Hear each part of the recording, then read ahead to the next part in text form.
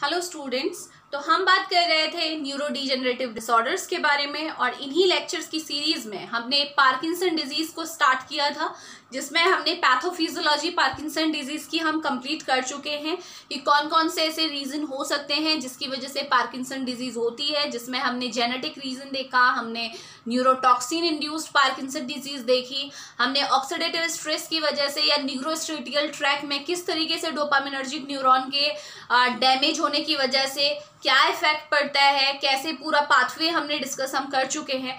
और आज हम बात करने जा रहे हैं about it's treatment. Parkinson disease अगर किसी को हुई है तो आप उसे कैसे ट्रीट कर सकते हैं।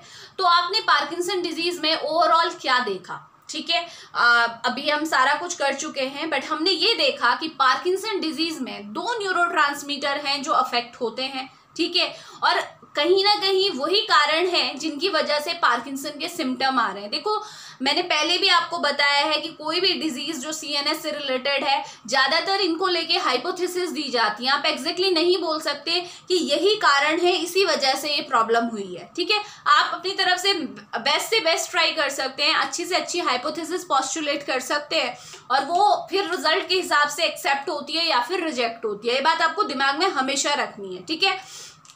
तो हमने क्या देखा कि जो पार्किंसन डिजीज का पेशेंट है उसके ब्रेन की जब एनालिसिस हुई तो उसमें ये पता लगा कि दो न्यूरोट्रांसमीटर का लेवल आपका एबनॉर्मल है। वो कौन कौन से थे? डोपामीन और दूसरा एसिटाइलकोलिन।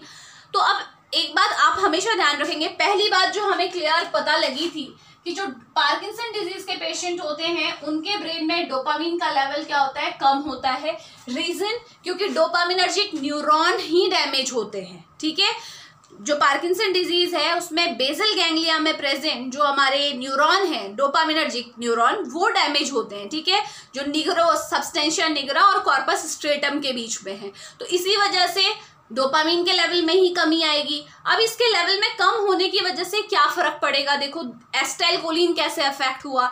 तो आपको ध्यान में रखना है कि ये जो डोपामीन है ना, ये डोपामीन क्या करता है? एसिटाइलकोलिन के जो कोलिनर्जिक न्यूरॉन है ना, उन्हें इनहिबिट करने का काम करता है। समझ रहे हो?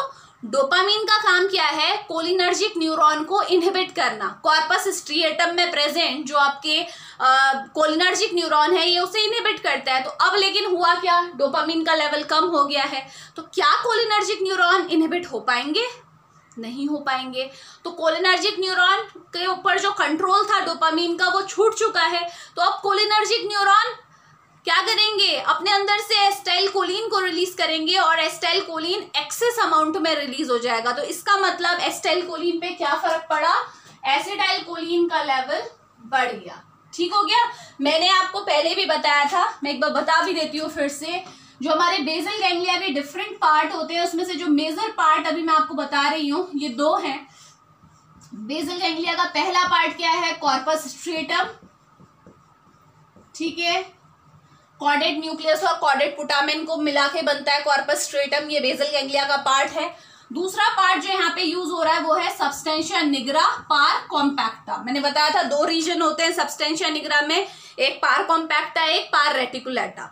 पार कॉम्पैक्टा वाला रीजन जो होता है वहां से आपके डोपामिनर्जिक न्यूरॉन निकलते हैं। तो इस तरीके से यहां से देखो, ये न्यूरॉन है। मैं अब न्यूरॉन पूरा ड्रॉ नहीं कर रही हूँ, इस तरीके से दिखा रही हूँ आपको। ये न्यूरॉन था, ठीक है। ये कौन सा न्यूरॉन था? डोपामिनर्जिक न्यूरॉन था। तो ये इसकी सेल बॉडी है, ये एक्सोन पार्ट है। तो क्या होता है, देखो, यहां से डोपामीन, ये न्यूरॉन एक्टिवेट होता है, यहाँ पे जाके डोपामीन रिलीज हो जाएगा। ये रेड कलर से मैंने कॉर्पस स्ट्रेटम में डोपामीन रिलीज होता हुआ दिखा दिया। ये डोपामीन क्या करता है? यहाँ पे हमारे कोलिनर्जिक न्यूरॉन्स होते हैं इस तरीके से। ये कौन से न्यूरॉन है आपके? कोलिनर्जिक। तो ACH में लिख दे रही हूँ। तो ये डोपामीन क्या कर रहा है? इन न्यूरॉन्स को इनहिबिट कर रहा है। समझ में आ गया आपको? ठीक है। अब पार्किंसन के केस में क्या हो रहा है? ये न्यूरॉन डैमेज हो चुके हैं। तो अब ये न्यूरॉन डैमेज हो गए तो डोपामीन रिलीज नहीं होगा। डोपामीन की वजह से ही तो इनहिबिशन होता था। अब ये इनहिबिशन हट चुका है। जब डोपामीन ही नहीं है तो इस न्यूरॉन को इनहिबिट करने वाला, जब यहाँ डोपामीन ही नहीं है तो ये न्यूरॉन कैसे इनहिबिट होगा? एसिटाइलकोलिन अब क्या हो रहा है? ये न्यूरॉन एक्टिवेटेड है, इसे कोई इनहिबिट नहीं कर रहा, तो ये क्या करेगा? अपनी मनमर्जी से जितना एसिटाइलकोलिन इसे रिलीज करना होगा करता जाएगा और रिजल्टेंट इफेक्ट क्या आएगा कि एसिटाइलकोलिन का लेवल आपका बढ़ जाएगा। तो दो समझ में आ गया, डोपामीन के कम होने की वजह से एसिटाइलकोलिन कैसे बढ़ा, समझ में आया। ठीक है, अब बात करते हैं ट्रीटमेंट कैसे करें भाई। तो इसके लिए पहले हम न्यूरोट्रांसमिशन फटाफट से ड्रॉ कर लेते हैं कि किस तरीके से होता है, क्योंकि वहीं से हमें स्टेप्स क्लियर होंगे। तो फटाफट से सेम जो हम हमेशा से करते आए हैं वही हमें करना है। ये हमारा हो गया न्यूरॉन, न्यूरॉन का टर्मिनल। ठीक है, टर्मिनल में क्या होता है, हमारी वेसिकल्स होती हैं। वेसिकल के अंदर कौन सा न्यूरोट्रांसमीटर, पहले हम डोपामीन पे फोकस कर रहे हैं। ठीक है, डोपामीन है, चलिए ये है हमारा डोपामीन। वापस फटाफट से क्या होता है बताओ, जब एक्शन पोटेंशियल जनरेट होता है तो क्या होता है, डीपोलराइजेशन होता है, जिसकी वजह से एक्सोसाइटोसिस होती है। जो वेसिकुलर मेम्ब्रेन है एक्सोनल मेम्ब्रेन के साथ फ्यूज होती है। इस फ्यूजन की वजह से जब वेसिकल टूटती है तो मेम्ब्रेन भी टूटती है और सारा का सारा न्यूरोट्रांसमीटर डोपामीन कहाँ आ जाता है, क्लेफ्ट में आ जाता है। अब इसके साथ क्या होता है, ये जो डोपामीन है पोस्ट सिनेप्टिकली अपने रिसेप्टर से बाइंड होता है। दो टाइप के रिसेप्टर हमारे पास अवेलेबल होते हैं। कौन कौन से होते हैं डोपामीन के, बहुत क्लियरली मैंने आपको बताया था। डोपामीन के दो रिसेप्टर हैं, D1 एंड D2। जब भी डोपामीन D1 से बाइंड होता है तो कैसा इफेक्ट आता है आपका, एक्साइटेटरी इफेक्ट आता है E, और जब भी D2 से बाइंड होता है तो इनहिबिटरी इफेक्ट आता है। यही बताया था आपको। ठीक है, इसके अलावा क्या होगा न्यूरोट्रांसमीटर के साथ, कुछ न्यूरोट्रांसमीटर ऐसा होगा जो यहाँ पे प्रेजेंट ट्रांसपोर्टर्स होते हैं, जिन्हें हम बोलते हैं डैट, यानी कि डोपामीन ट्रांसपोर्टर्स। कुछ बहुत न्यूरोट्रांसमीटर इन ट्रांसपोर्टर के थ्रू वापस कहाँ चला जाता है, प्री सिनेप्टिक न्यूरॉन में चला जाता है।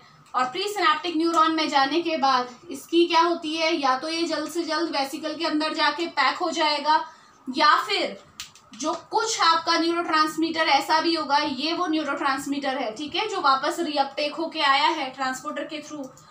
कुछ ऐसा होगा जिसका डिग्रेडेशन हो जाएगा। यहाँ कौन बैठा हुआ है, माइटोकॉन्ड्रिया की मेम्ब्रेन में मैंने बताया था हमारा न्यूरॉन है, न्यूरॉन के अंदर माइटोकॉन्ड्रिया होगा, और माइटोकॉन्ड्रिया की मेम्ब्रेन में हमारा माओ एंजाइम है, मोनोअमीन ऑक्सीडेज एंजाइम है। तो ये यहाँ वेट कर रहा है कि कब डोपामीन मिले मुझे, और कौन सा माओ, माओ बी। ध्यान रखना है कौन सा माओ है, MAO B, monoamine oxidase B. ठीक है, बी आइसोफॉर्म है क्योंकि ए और बी दोनों होती है, मैंने बहुत डिटेल में आपको बताया है। तो माओ बी एंजाइम यहाँ वेट कर रहा है। इसको जैसे ही डोपामीन फ्री बाहर दिखेगा साइटोसोल में, ये इसे क्या कर देगा, डिग्रेड कर देगा। इतना तो समझ में आया है। ठीक है, इसके अलावा देखो यहाँ पे जो ये आपका न्यूरोट्रांसमीटर है, ये केवल न्यूरॉन के थ्रू नहीं लिया जाता है। यहाँ पे हमारी कुछ सेल्स भी प्रेजेंट होती है जिनको हम बोलते हैं ग्लियल सेल्स। ये CNS की ही सेल है आपकी। ठीक है, ये क्या होती हैं, इनके अंदर भी आपका क्या होता है, माओ बी प्रेजेंट होता है एंजाइम, और दूसरा एक और एंजाइम यहाँ प्रेजेंट होता है कॉम्ट। ठीक है, माओ बी की फुल फॉर्म क्या है, मोनोअमीन ऑक्सीडेज बी आइसोफॉर्म। दो आइसोफॉर्म है ए एंड बी, बताया था दोनों में डिफरेंस। ए जो होता है माओ ए, वो नॉर एडेनिलीन और 5-HT को डिग्रेड करता है, जबकि माओ बी का जो टारगेट होता है वो कौन है, डोपामीन, इसलिए यहाँ पे माओ बी की बात हो रही है। ठीक हो गया। और माओ बी को आपको ध्यान में रखना है कि मैक्सिमम ये हमारे CNS में ही डिस्ट्रीब्यूटेड होता है। ठीक है, सेंट्रल नर्वस सिस्टम में। अब क्या हुआ, ये न्यूरॉन के अलावा जो दूसरी सेल है ग्लियल सेल, इनके अंदर भी क्या होते हैं, माओ बी प्रेजेंट होता है, और दूसरा क्या है, कॉम्ट। कॉम्ट की फुल फॉर्म क्या है, कैटेकॉल ओ मिथाइल ट्रांसफरेज। ओ मतलब ऑर्थो, ठीक है, ऑर्थो पोजीशन में मिथाइल ग्रुप रहेगा बेंजीन रिंग की। तो ये आपके दो एंजाइम ग्लियल सेल के अंदर भी हैं। अब क्या होता है, देखो ये जो न्यूरोट्रांसमीटर डोपामीन रिलीज हुआ था, ये पहले वाले न्यूरॉन ने तो लिया ही लिया, लेकिन साथ में कुछ अमाउंट में जो डोपामीन होता है वो ग्लियल सेल भी अपने अंदर ले लेती है, लाइक दिस। ठीक है, ग्लियल सेल भी अपने अंदर डोपामीन को ले लेती है। अब डोपामीन इसके अंदर जाएगा, जो भी अमाउंट ऑफ डोपामीन इसके अंदर जाएगा, ये दोनों एंजाइम यहाँ बैठे हुए हैं इसे डिग्रेड करने के लिए। समझ में आ गया है। ठीक, ये फेट मैं बता रही हूँ कि डोपामीन के साथ क्या क्या हो सकता है। रिसेप्टर से बाइंड होकर अपना इफेक्ट दिखा सकता है डोपामीन। पहले वाले न्यूरॉन्स के थ्रू दोबारा इसका रीअपटेक हो जाता है और दोबारा वेसिकल में ये पैक हो सकता है। और अगर बाहर रह गया, क्योंकि सारा का सारा एक ही बार में तो वेसिकल में जाएगा ही नहीं, कुछ बहुत आपका माओबी का टारगेट भी बन जाता है। समझ में आ गया? कुछ डोपामीन ऐसा होता है जो कि ग्लियल सेल ले लेती हैं, जो आसपास न्यूरॉन के आसपास की सेल हैं, ये सेंट्रल नर्वस सिस्टम की ही सेल है, ये क्या करती है, सपोर्ट करती हैं बेसिकली न्यूरॉन को। तो ये सेल्स क्या कर लेती हैं, डोपामीन को थोड़ा अपने अंदर ले लेती हैं। इनके अंदर आपका माओबी कॉम्ट दोनों एंजाइम बैठे हुए हैं। ये दोनों ही एंजाइम क्या करेंगे, ये डिग्रेड कर देंगे। ठीक है, तो इस तरीके से आप दिखा सकते हो क्या कर रहे हैं, डिग्रेडेशन कर रहे हैं। ठीक है, इसके अलावा भी कोई फेट है तो लेट मी चेक, कोई छूटना नहीं चाहिए। चलिए, इतना समझ में आ गया है। ठीक, तो ये हमारा न्यूरोट्रांसमिशन है इन डोपामिनर्जिक न्यूरॉन कि कैसे होता है, डोपामिन का क्या क्या फेट होता है। ठीक है, अब हमें पता है कि पार्किंसन डिजीज के केस में डोपामिन का लेवल कम है। ठीक है, अब हमें क्या करना है, डोपामिन के लेवल को बढ़ाना है, तभी जाके तो हमारे सिम्टम्स इंप्रूव होंगे। जो रिजिडिटी है, मूवमेंट नहीं हो पा रहे हैं, ट्रीमर आ रहे हैं, अननेसेसरीली आपके इनवॉलेंट्री ब्रीदिंग मूवमेंट हो रहा है, जिसे डिस्काइनेसिया बोलते हैं। आप बैठे हुए हैं, आपके हाथ खुद ही क्या कर रहे हैं, आपके मूव कर रहे हैं। ठीक है, इनवॉलेंट्री मूवमेंट हो रहा है, तो वो क्या है आपके, ये सारे पार्किंसन के सिम्टम है, डोपामिन के कम होने की वजह से है। अब हमें डोपामिन को बढ़ाना है। ठीक है, वन बाय वन हम अप्रोच देखते हैं कि कैसे हम बढ़ा सकते हैं। तो सपोज ये न्यूरॉन है, ठीक है, चलिए मेडिसिन से स्टार्ट करते हैं। ये हमारा क्या है, ब्लड ब्रेन बैरियर है। ठीक है, मैं इसे सिंपली ही ड्रॉ कर रही हूँ, सेल्स मैं नहीं बता रही इसमें क्या क्या है। ठीक है, ये हमारा ब्लड ब्रेन बैरियर है। ठीक, तो ये हमारा सेंट्रल नर्वस सिस्टम का पार्ट हो गया, ये हमारा पेरिफेरी का पार्ट है, यानी कि सेंट्रल नर्वस सिस्टम से अलावा पेरिफेरल नर्वस सिस्टम ही होता है। ठीक है, सपोज इसके लिए पार्किंसन डिजीज के लिए जो सबसे पॉपुलर मेडिकेशन है वो क्या है, देखो सबसे पहली मैं मेडिकेशन से वन बाय वन डिस्कस कर रही हूँ। तो पहली मेडिकेशन जो यूज होती है वो क्या है, हमारी लीवोडोपा। क्या है, लीवोडोपा फर्स्ट मेडिकेशन है जो पार्किंसन डिजीज के ट्रीटमेंट में यूज होती है। लीवोडोपा क्या है, डोपामीन का ही लीवो आइसोमर है। केमिस्ट्री इतना पता है आपको। ठीक है, ऑप्टिकल आइसोमेरिज्म आपने पढ़ा होगा कि जो हमारा जो भी आपके कंपाउंड होते हैं, अगर उनमें से प्लेन पोलराइज लाइट को हम पास कराते हैं तो उनके अंदर कुछ क्या होती है, एबिलिटी होती है, या तो वो लाइट को रोटेट ही नहीं करेंगे, यानी कि वो ऑप्टिकली इनएक्टिव है। ठीक है, या हो सकता है कि जो लाइट उन पे पड़ी है वो लाइट को क्या करते हैं, राइट साइड में रोटेट कर दें। राइट में रोटेट कर रहे हैं तो उसे क्या बोलोगे आप, डेक्स्ट्रो रोटेटरी है, डी। अगर उन्होंने जो लाइट पड़ रही है उसे लेफ्ट साइड में रोटेट कर दिया तो इसका मतलब वो क्या है, लीवो रोटेटरी है, एल, लीवो आइसोमर। समझ में आ गया? तो ये लीवोडोपा कुछ नहीं है, ये डोपामीन का ही लीवो आइसोमर है। समझ में आ गया? ऑप्टिकली एक्टिव है। तो ये लीवोडोपा को देने का सबसे पहले तो रीजन क्या है समझ लीजिए। जो हमारा डोपामीन होता है ना, डोपामीन के डिग्रेडेशन के लिए हमारे ब्लड में, हमारी पेरिफेरी में एक आपका एंजाइम प्रेजेंट होता है। वो कौन सा है मैं बता दूं आपको। ठीक है, ये जो आपका है,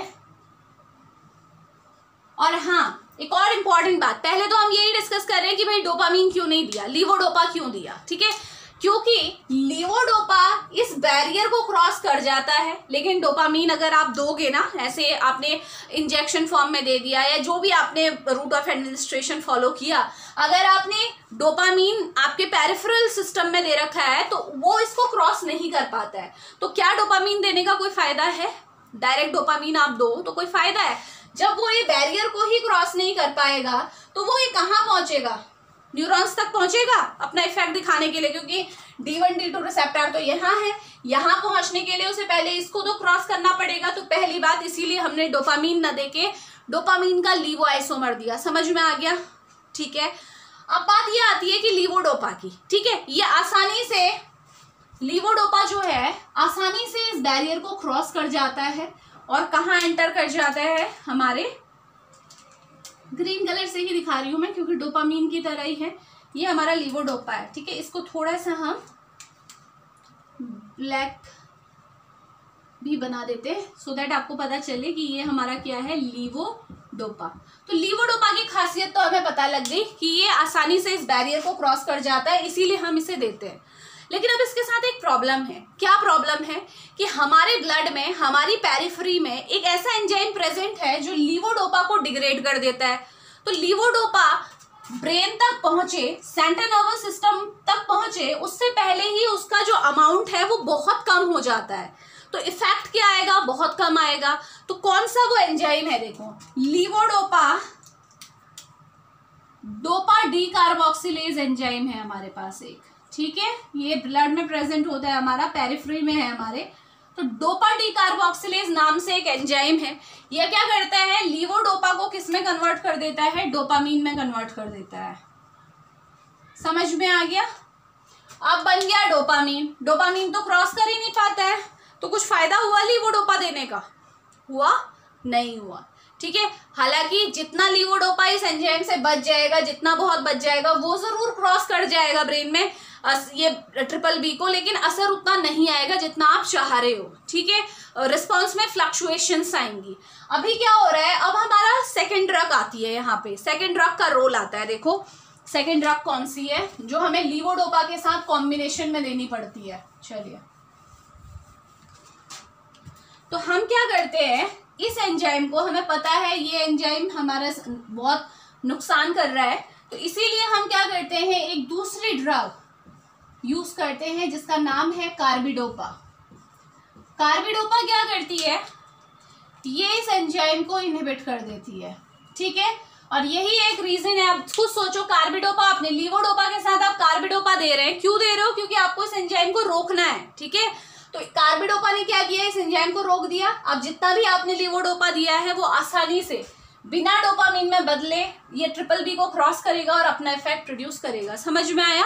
ये क्वेश्चन बहुत बार पूछा जाता है, रेशनल दीजिए कि आप लीवोडोपा और कार्बिडोपा को एक साथ क्यों यूज कर रहे हैं। तो रीजन अब समझ में आ गया होगा आपके, ठीक है। तो ये तो बात थी पेरिफेरी की। तो लीवोडोपा और कार्बिडोपा समझ में आ गई, दो ड्रग आपकी यहाँ पे यूज हो रही है। इसके बाद ये डोपामीन कंजेनर की कैटेगरी में आ जाएगा, क्योंकि डोपामीन का ही कंजेनर है, केवल इसकी फॉर्म चेंज हुई है, लीवो बना दिया है, ऐसे लीवो रोटेटरी बना दिया है।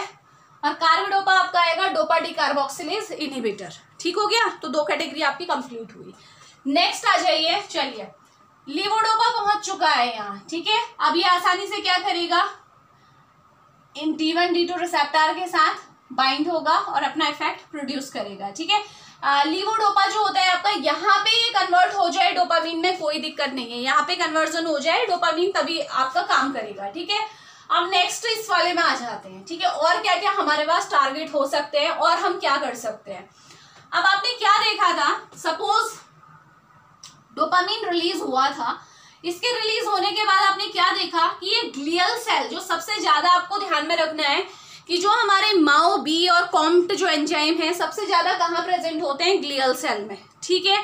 तो आपको इन्हीं को रोकना है, ठीक है, क्योंकि यहीं पे सबसे ज्यादा डिग्रेडेशन हो रहा है। हालांकि न्यूरॉन के अंदर भी डिग्रेडेशन हो रहा है, मैंने बता चुकी हूँ, लेकिन यहाँ पे हमारा टारगेट आपका ज्यादातर, आप क्या चाहोगे कि ग्लियल सेल के अंदर जो है आपका वो इनहिबिट हो जाए। आपको क्या पता था कि ये जो न्यूरोट्रांसमीटर डोपामीन रिलीज हो रहा था, ये ग्लियल सेल में जा रहा था, जो कि वापस आ सकता है, लेकिन इसे वापस आने से पहले ही माओ बी और कॉम्ट इसे क्या कर रहे थे, अंदर डिग्रेड कर दे रहे थे। तो नेक्स्ट क्लास क्या आएगी आपकी, क्लास नंबर 3, ठीक है। यहां मेंशन कर रही हूँ, ऑल्दो ये इस साइड का पार्ट है, सेंट्रल नर्वस सिस्टम पे काम करने वाली ड्रग है, ठीक है। तो क्या दोगे आप, माओ बी इनहिबिटर दोगे या नहीं दोगे? माओ बी को रोकना है ना, ये डोपामीन को डिग्रेड कर रहा है, हमें इसे रोकना है। तो इसके लिए जो ड्रग यूज होती हैं उनके नाम है आपके सिलिजिलिन एंड रेसिजिलिन। ये आपकी स्पेसिफिकली माओ बी को इनहिबिट करती है, और इसका ये एडवांटेज होता है कि ज्यादातर माओ इनहिबिटर्स के साथ, मैंने आपको चीज रिएक्शन बताई थी, है ना, कि अगर आप टायरामीन रिच फूड है, आपने कोई फूड ऐसा लिया है जिसमें टायरामीन ज्यादा है, तो अगर माओ इनहिबिटर, नॉन सिलेक्टिव माओ इनहिबिटर दे रहे हो, यानी कि ऐसे माओ इनहिबिटर जो माओ ए और माओ बी दोनों को इनहिबिट करते हैं, तो उसकी वजह से क्या होता है, माओ ए क्योंकि हमारे गट में भी प्रेजेंट होता है, ठीक है, तो ये क्या करता है, टायरामीन को मेटाबोलाइज नहीं होने देता है, क्योंकि टायरामीन को मेटाबोलाइज कौन करता है, माओ ए, ठीक है। अब आपने नॉन सिलेक्टिव इनहिबिटर अगर दोगे तो क्या होगा, माओ ए तो इनहिबिट हो चुका है। अब आपने जो टायरामीन लिया है, आपके चीज में जो टायरामीन था वो सारा का सारा आपके ब्लड में जाएगा और आपके जो न्यूरॉन है, ठीक है, सीएनएस में जाने के बाद आपके न्यूरॉन में जहां से नॉरएपिनेफ्रिन ऊपर जाता था, ऐसी तरह से नॉरएपिनेफ्रिन के भी ट्रांसपोर्टर होते हैं, जहां से नॉरएपिनेफ्रिन अंदर जाता था खुद न्यूरॉन के अंदर चले जाएंगे, तो नॉरएपिनेफ्रिन सारा का सारा क्लेफ्ट में रह जाएगा। तो इसकी वजह से क्या होगा, ज्यादा नॉरएपिनेफ्रिन के होने की वजह से, क्योंकि जो ट्रांसपोर्टर नॉरएपिनेफ्रिन को का अपटेक कराते थे, रीअपटेक कराते थे, उनके थ्रू टायरामीन अपटेक होने लगा है, ठीक है। अब अगर ऐसी कोई प्रॉब्लम आ गई है कि टायरामीन जा रहा है तो क्या होगा, नॉरएपिनेफ्रिन सारा का सारा क्लेफ्ट में रहेगा, अपने अल्फा बीटा जो रिसेप्टर है उनसे बाइंड होगा, और इसी की वजह से जो पर्सन है उसमें क्या होगा, जो उसका हार्ट रेट है बहुत ज़्यादा बढ़ जाएगा, बीपी बहुत ज़्यादा बढ़ जाएगा, और इसी को हम चीज़ रिएक्शन बोलते हैं। तो क्या होगा, ये प्रॉब्लम माओ बी इनहिबिटर के साथ नहीं होगी, क्योंकि माओ बी जो है आपका एंजाइम, ये हमारे सेंट्रल नर्वस सिस्टम में है।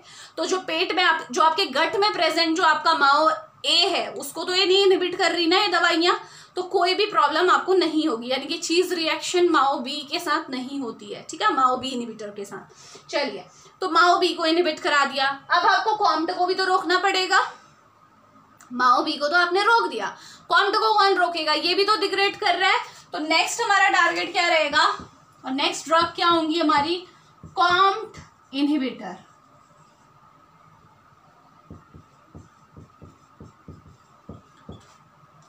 ये इसमें कौन सी ड्रग आती है, एंटाकेपॉन, टोलकेपॉन, समझ में आ रही है। और ध्यान में रखिएगा, जो आपका कॉम्ट होता है ना, कॉम्ट ये पेरिफेरी में भी प्रेजेंट होता है, ठीक है।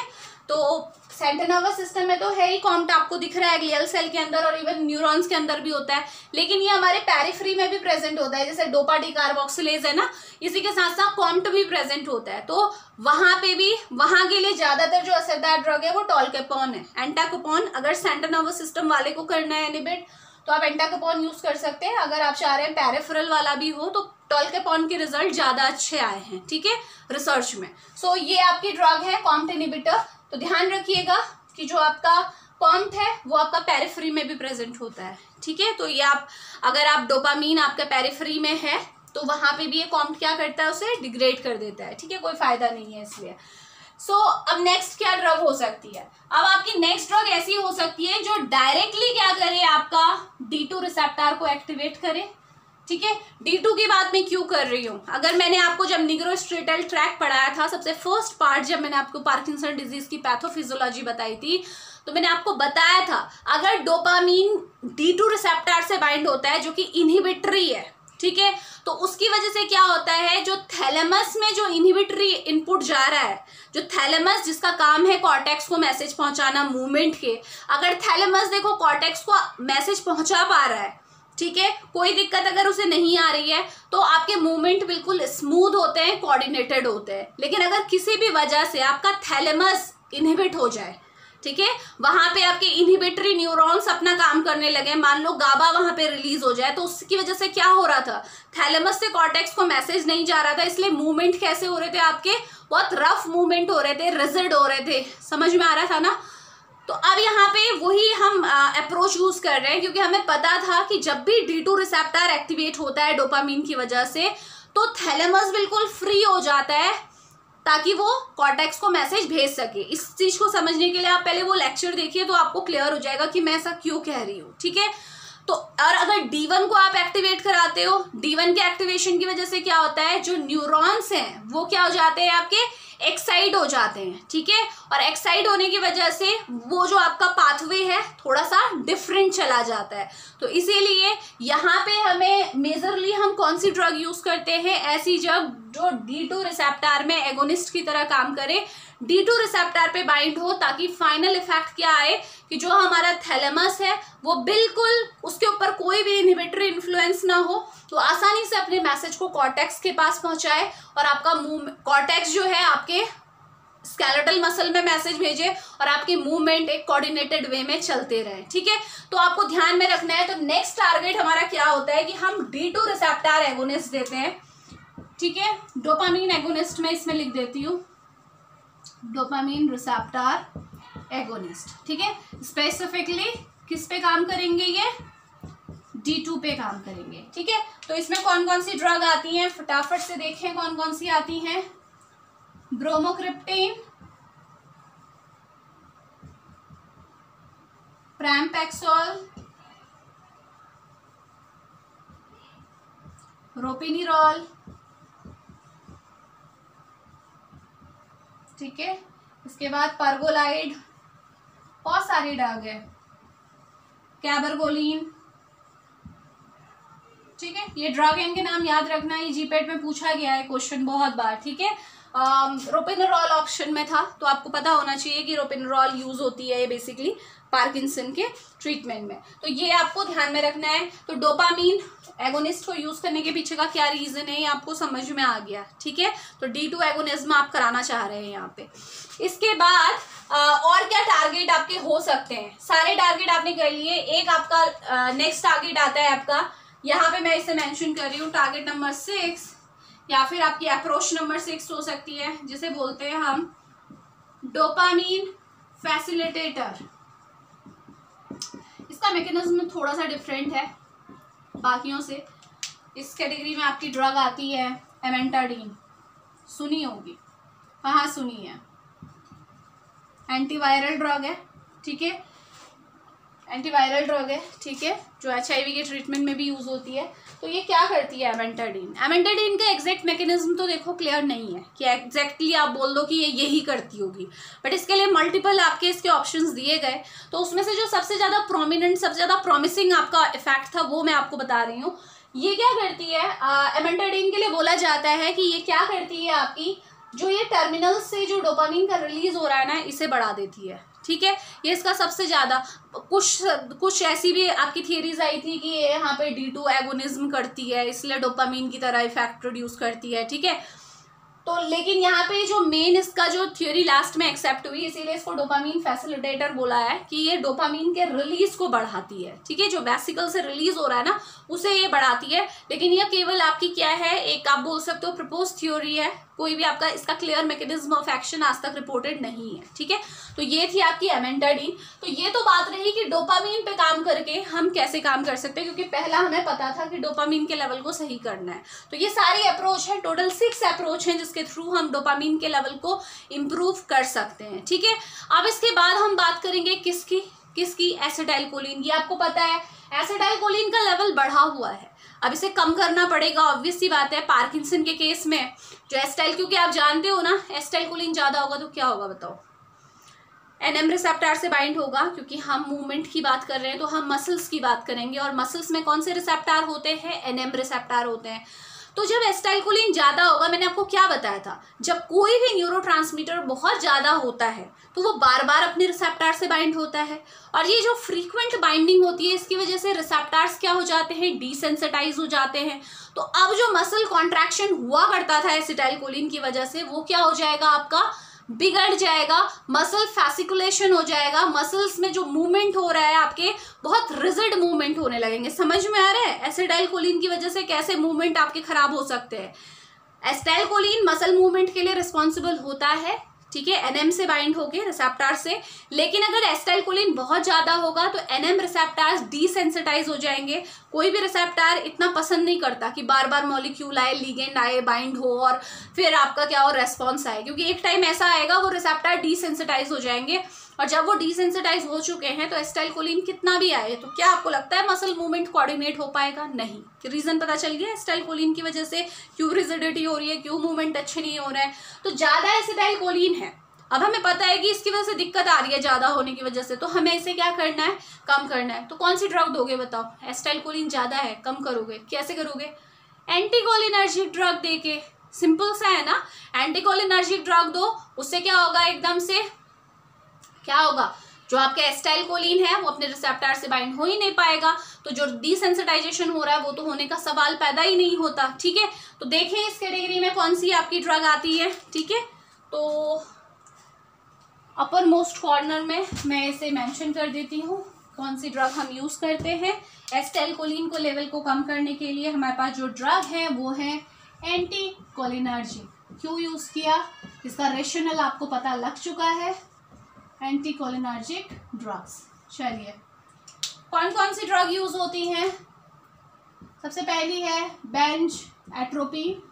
एट्रोपिन का ही कंटेनर है। एट्रोपिन आप जानते हो आपका एंटीकोलिनर्जिक ड्रग की प्रोटोटाइप ड्रग है ये, सबसे पहली ड्रग बेंज एट्रोपिन है। इसके बाद आती है बिपैराडीन, स्पेसिफिक ड्रग है जो इसमें यूज होती है। बिपैराडीन, प्रोसाइक्लिडीन,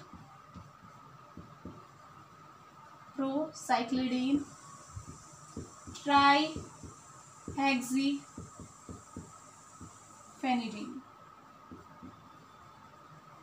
ठीक है, ये आपकी क्या है, ड्रग हैं जो यूज होती हैं। लेट मी चेक, कुछ रहना नहीं चाहिए।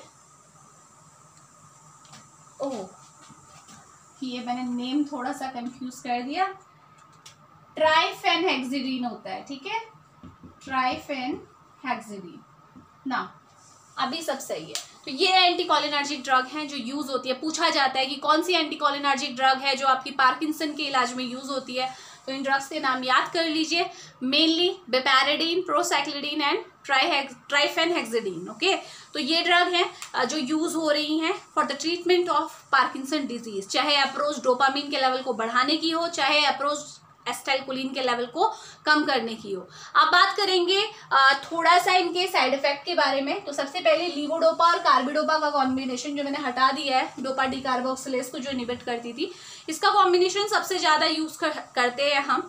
तो इनको अगर आप साथ में ले रहे हैं तो इसकी वजह से क्या क्या प्रॉब्लम आ सकती है। ये जनरली ब्लड प्रेशर को ड्रॉप कर देती है, ठीक है, बीपी लो हो जाता है, इसकी वजह से ट्रीमर्स आ सकते हैं क्योंकि स्टार्टिंग में आपको डिस्काइनेसिया फील हो सकती है, ठीक है, मूवमेंट थोड़ा सा आपका इनकोऑर्डिनेट, क्योंकि डोपामिन के लेवल के साथ आप छेड़छाड़ कर रहे हैं, तो उसकी वजह से इनवॉलेंट्री रीडिंग मूवमेंट हो सकते हैं, ठीक है, इनवॉलेंट्री हो सकता है, आपका हाथ हिल रहा हो, पैर हिल रहा हो, तो ये आपके क्या है, इनवॉलेंट्री मूवमेंट है, ये इसके साथ हो सकते हैं अगर आप ये मेडिसिन ले रहे हैं। इसके साथ साथ हाँ, आपका एपेटाइट कम हो जाएगी, भूख कम लगेगी।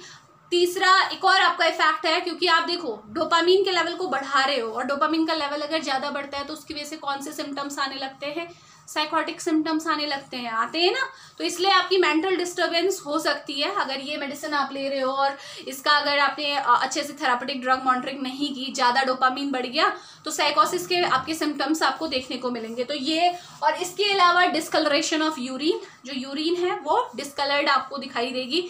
तो ये आपके साइड इफेक्ट हैं लीवोडोपा कार्बिडोपा, जब आप कॉम्बिनेशन में यूज़ करो तो ये एडवर्स इफेक्ट आपके सामने आ सकते हैं, ठीक है। इसके बाद नेक्स्ट आपके पास है ऑब्वियसली माओ बी इनहिबिटर है आपका, सैलिसिलिन एंड रेसिसिलिन। तो इसकी वजह से नोजिया हो सकती है, विजुअल हेलुसिनेशंस हो सकते हैं, ठीक है। हेलुसिनेशन आपको समझ में आता है ना, मैंने पढ़ाया था साइकोसिस में कि कुछ ऐसी चीज़ें दिखाई देना, विजुअल है तो विजुअल की बात करूंगी, कुछ ऐसी चीज़ें दिखाई देना जो एग्जैक्टली है नहीं, ठीक है। तो इस टाइप की सिचुएशन आपको यहाँ पे फेस करनी पड़ सकती है, क्योंकि डोपामिन का लेवल, अगेन आप डोपामिन के लेवल को बढ़ाने की कोशिश कर रहे हो माओ बी देने की वजह से।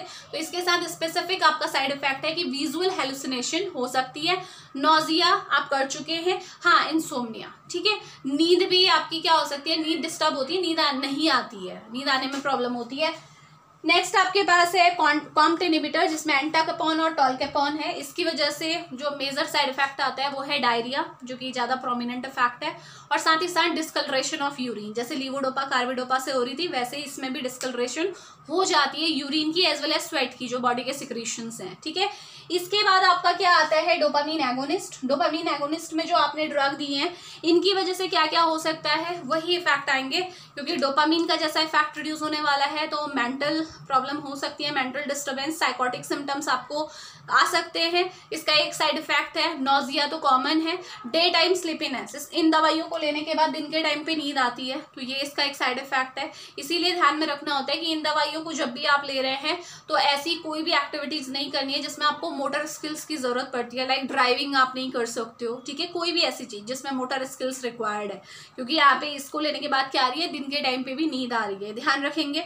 चलिए, और लास्ट रहा एंटीकोलिनर्जिक। एंटीकोलिनर्जिक का आपको समझ में आना चाहिए कि जो एंटीकोलिनर्जिक अगर आप ड्रग दे रहे हो तो क्या क्या आपके साइड इफेक्ट होते हैं। ड्राइनेस ऑफ माउथ है ना, यूरिनरी रिटेंशन हो जाता है, कॉन्स्टिपेशन हो जाता है, ब्लड विजन हो जाता है। ये सारे साइड इफेक्ट किसके हैं, एंटीकोलिनर्जिक ड्रग के हैं। तो मुझे बताने की इतनी ज़रूरत नहीं थी, वो आपने पहले भी पढ़े हुए हैं, मैंने पैरासिम्पैथेटिक पूरा आपको पढ़ाया हुआ है। तो ये था all about Parkinson disease treatment, कैसे आप उसे ट्रीट कर सकते हैं। नेक्स्ट क्लास में हम डिस्कस करेंगे second type of neurodegenerative disorder जो है अल्जाइमर डिजीज। तो मिलते हैं नेक्स्ट लेक्चर में। Thank you so much.